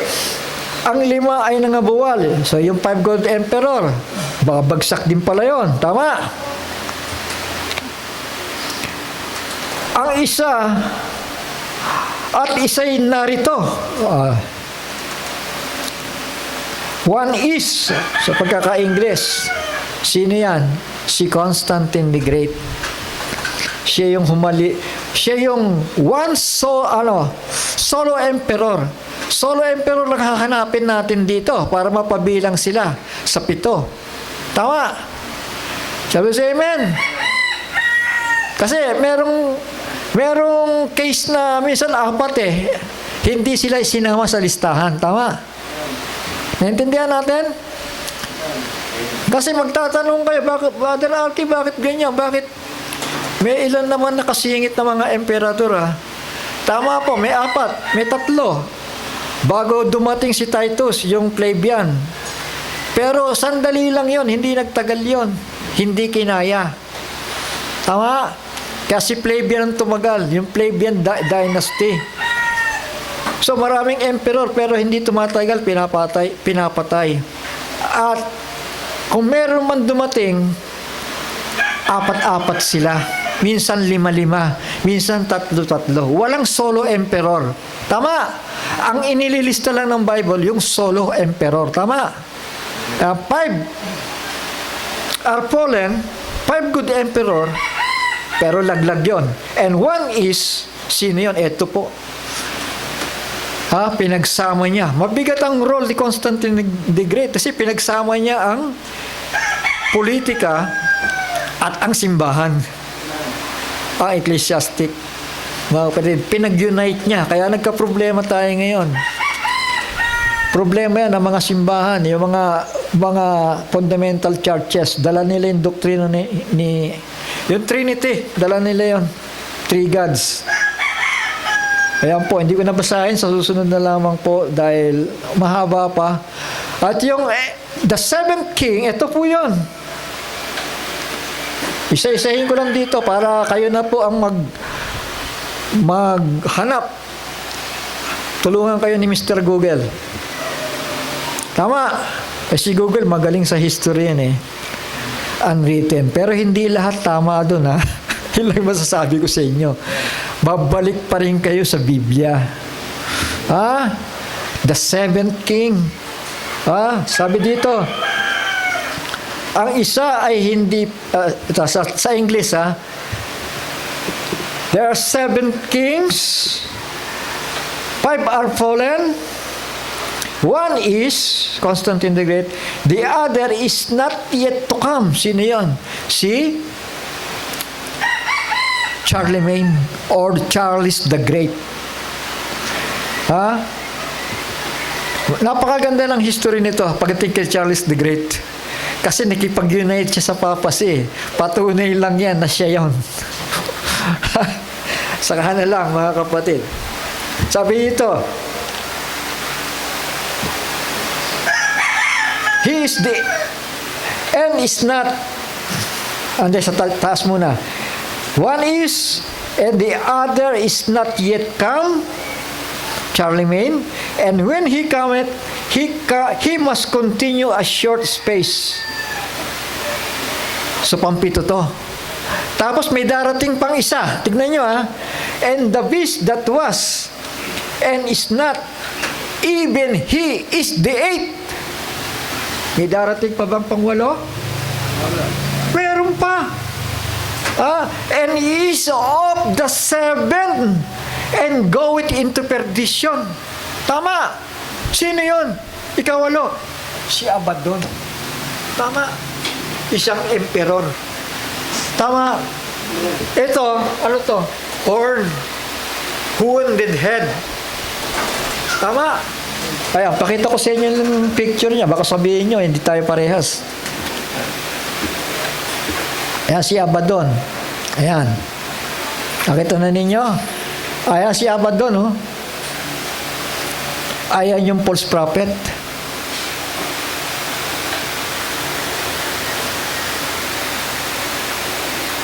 Tingnan nyo ito, Revelation chapter 13 verse 5. And there was given unto him a mouth speaking great things and blasphemies. And power was given unto him to continue 42 months. Ibig sabihin, mauuna to. Tama. Shall we say amen? Ito, mauuna to. Sino magko-continue? Eh di ito. Yung 42 months, 1,260 days yun. May kalendaryo pala ang Book of Revelation. Tama. 1,260 days, 3.5 years. 42 months, isa yun. Tama. To continue 42 months. Itutuloy nito. Kaya, mga kapatid, nakakatakot na. Ito ang magiging itsura. Ang mga demonyo nasa lupa. Tignan mo na itsura nito. Di ba? Tingnan yung itsura niya. Tingnan kayo dito. Para minsan mangiti naman tayo. Dragon Ball. Mga kapatid. I saw one of his heads. Ito yung wounded head. As is were wounded to death. Sino yung sumugat sa kanya? Yung dalawang propeta. In-expose siya. Tama. And his deadly wound was healed. And all the world wondered after the beast, after the Roman Empire. Tama. After the beast empire. Now, this time, binubuo po ito ng 10 nations. Tama? Amen? Umakyat siya, nag-rise siya, pero binubuo ng 10 nations na matitibay. France, isa yan. Mga kapatid. Ayan, yung 3